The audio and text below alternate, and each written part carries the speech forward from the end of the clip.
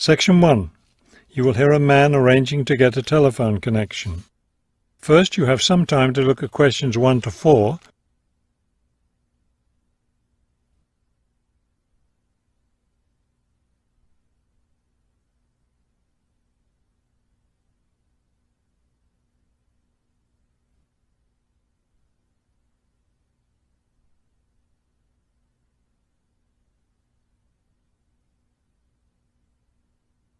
You will see that there is an example that has been done for you.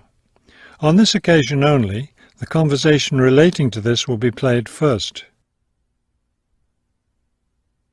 This is the ClearPoint Telephone Company Customer Service Office. My name is Ms. Jones. How may I help you? Yes, I'm moving and I'd like to arrange to have a phone line installed. The woman answers the phone. This is the ClearPoint Telephone Company Customer Service Office. So the words telephone company have been written at the top of the form. Now we shall begin. You should answer the questions as you listen, because you will not hear the recording a second time. Listen carefully and answer questions 1 to 4. This is the ClearPoint Telephone Company Customer Service Office. My name is Ms. Jones. How may I help you? Yes, I'm moving and I'd like to arrange to have a phone line installed. Of course. Let me get some information from you first. May I have your name, please? It's Kramer, Harold Kramer. And would you spell your last name for me, please? Kramer. M-E-R. Got it. Okay. Could I have the address where you'd like to have the telephone connected? That would be number 58, Fulton Avenue, apartment 12. Is that a business or a residence? A residence. It's my new home address. Then the type of phone service you want is residential, not business? Yes, it's for my home. All right, fine. Now, let me get your employment information. Who is your current employer? I work at the Wrightsville Medical Group. Then your occupation is doctor? No, I work for the doctors. I'm the office manager.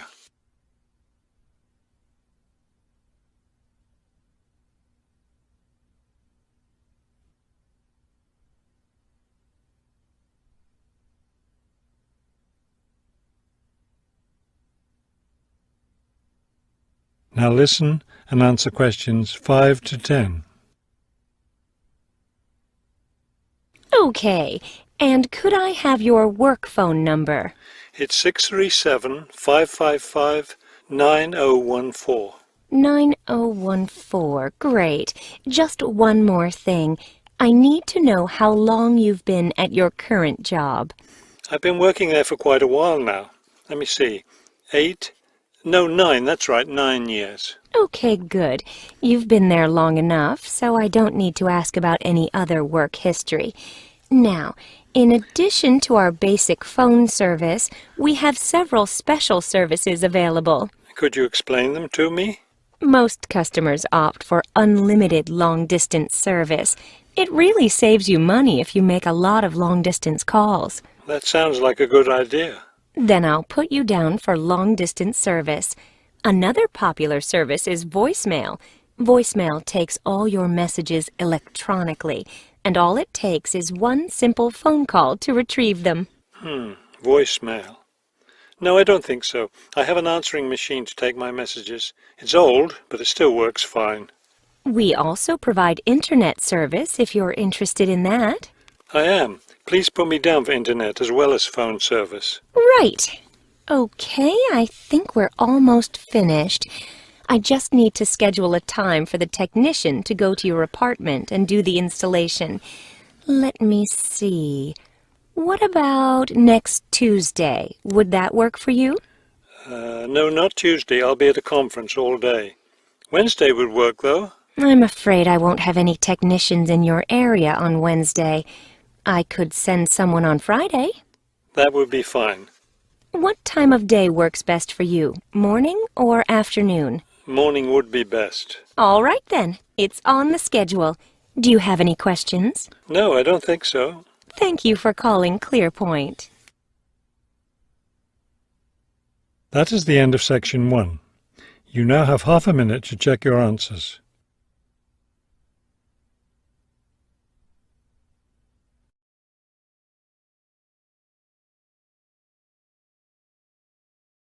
Section 2.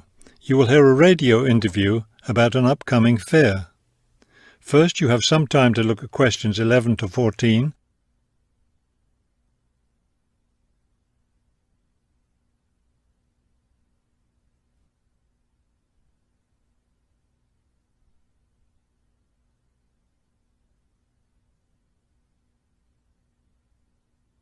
As you listen to the first part of the talk, answer questions 11 to 14.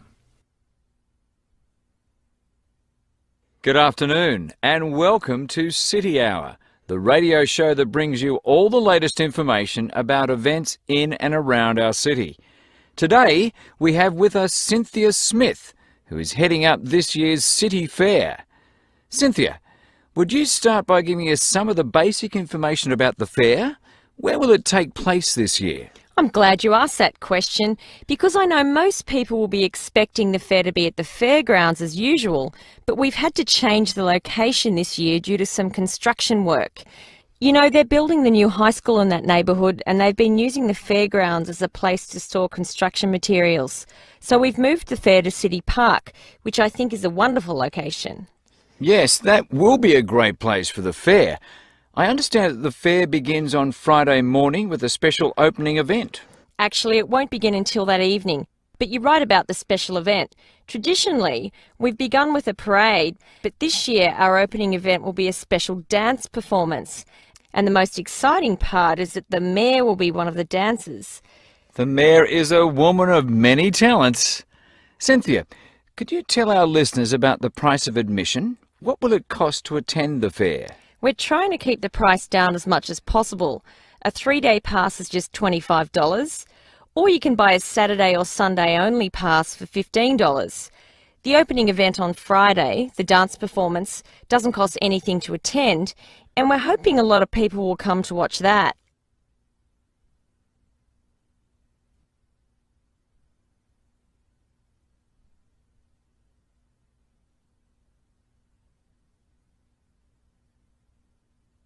Now listen and answer questions 15 to 20. Could you tell us about some of the events planned for Saturday and Sunday, the main days of the fair? We have a lot of exciting things planned. There are a number of events especially for children, including a clown show on Saturday afternoon. On Saturday evening, we've got an event that can be enjoyed by the whole family, a concert by the lake. I'm sure that will be a popular event.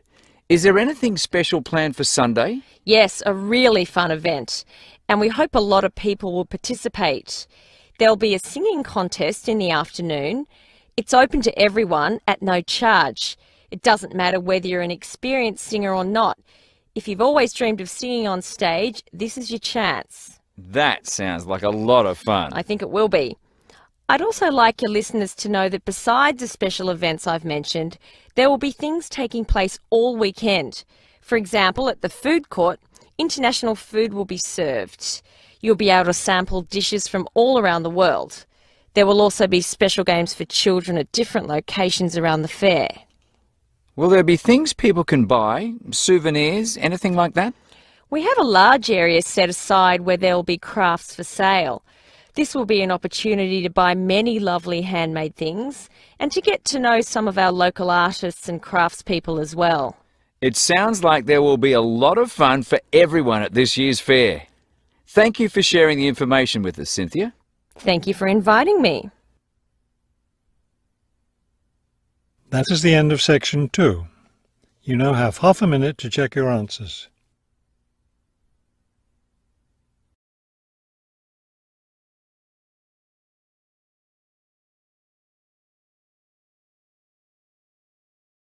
Section 3. You will hear a conversation between a prospective student and a university advisor about applying to enter the university. First, you have some time to look at questions 21 to 23.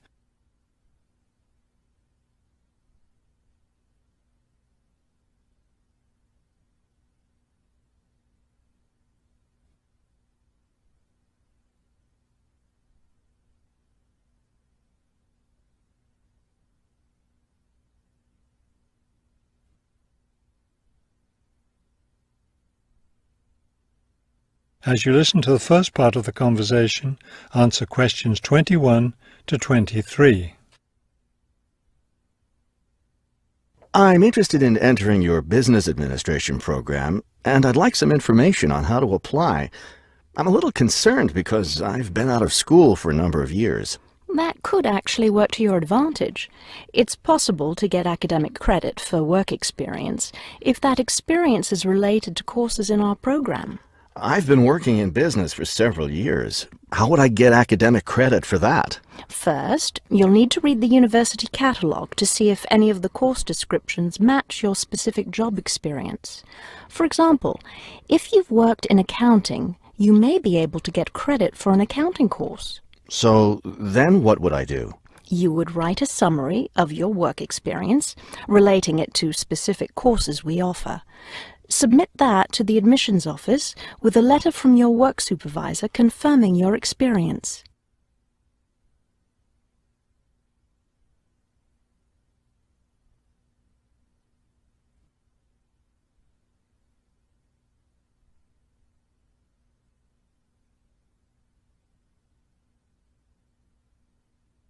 Now listen and answer questions 24 to 30.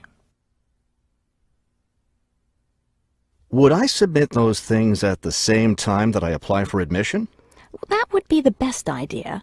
Have you seen a copy of our university catalogue? Not the most recent one. I have a copy from last year. You'll need to look at the latest one. Unfortunately, I've run out of copies, but you can get one from the library for now, and I'll send you your own copy as soon as I have more available. Thank you. How does the admissions process work? Well, first you'll need to get an application for admission. Those are available in the admissions office. The application form contains all the instructions you'll need. That sounds simple enough. Of course, you'll need to make sure you meet all the admissions requirements. How can I know what those are? We have copies of the requirements lists for all university programs here in the counseling center. I'll give you one before you leave today. Will I need to get recommendations from my employer or former teachers? Oh, yes, you will. The recommendation forms are available in the admissions office. Now, I don't know if you'll also be applying for a part-time job through the university work-study program. I'm considering that. How can I find out what kinds of jobs are offered? You can access the job listings from the computers in the library. Are you planning to study full-time or part-time? I want to be a full-time student. Good. Then you'll qualify for the work-study program. Part-time students aren't eligible. As a full-time student, would I be eligible for a free bus pass? No, unfortunately, we don't have those available for any of our students. However, you can apply for financial assistance to help pay for your books or for your tuition. I'd like to look into that.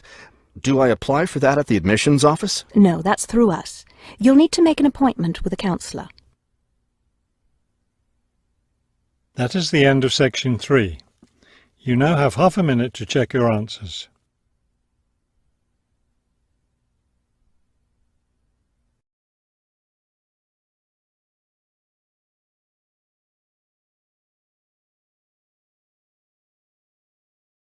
Section 4.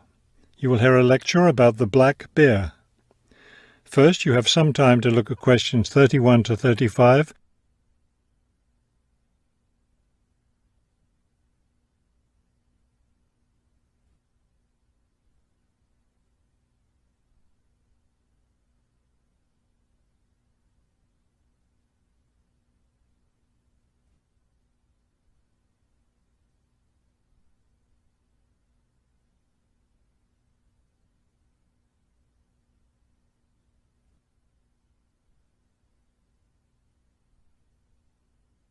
Now listen carefully and answer questions 31 to 35. The black bear, or Ursus americanus, has a wide range inhabiting forested areas of North America, including Canada, the United States, and parts of northern Mexico. Black bears are omnivores, getting their nutrition from a wide variety of plants and animals. The particular foods any one bear eats depends on what's available in the area where that bear lives, as well as on the season of the year. Generally speaking, plant foods make up 90% of the bear's diet. The rest of its meals consist of animal foods, such as insects and fish. Bears have a relatively long gestation period. Mating takes place in the spring or early summer, but bear cubs aren't born until the following winter. Usually, 2 cubs are born at a time, although some litters may have as many as 5 cubs. Bear cubs are dependent on their mother and may stay with her for close to 2 years. Wild black bears can live as long as 25 years. They've lived for as long as 30 years or more in captivity.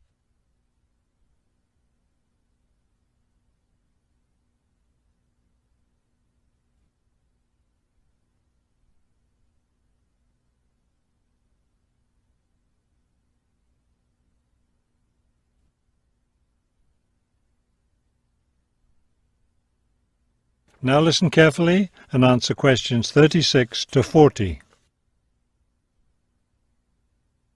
Much of the black bear's range coincides with the range of its close cousin, the grizzly bear. Although these bears are somewhat similar in appearance and habits, it isn't difficult to tell the difference between them.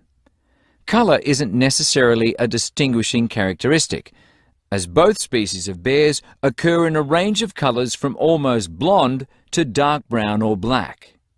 Many black bears, however, have a patch of fur on their chests that's lighter in colour than the rest of their fur. Grizzly bears don't have this patch. Size isn't always a distinguishing feature either, although grizzly bears are usually heavier with an average weight of 225 kilos. Black bears average 140 kilos in weight. Grizzly bears spend time digging in the ground for roots and tubers that make up part of their diet. The large muscles they need for this give them a distinct shoulder hump. This hump is absent in black bears, which don't do the same kind of digging. The shape of the face and ears is also different in each species of bear.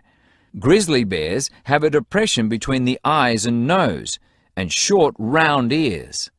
Black bears, on the other hand, have a straighter profile and longer, more pointed ears. Grizzly bears are known for their fearsome, long, sharp claws. Black bears have shorter claws, which are better suited for climbing trees. That is the end of section 4. You now have half a minute to check your answers.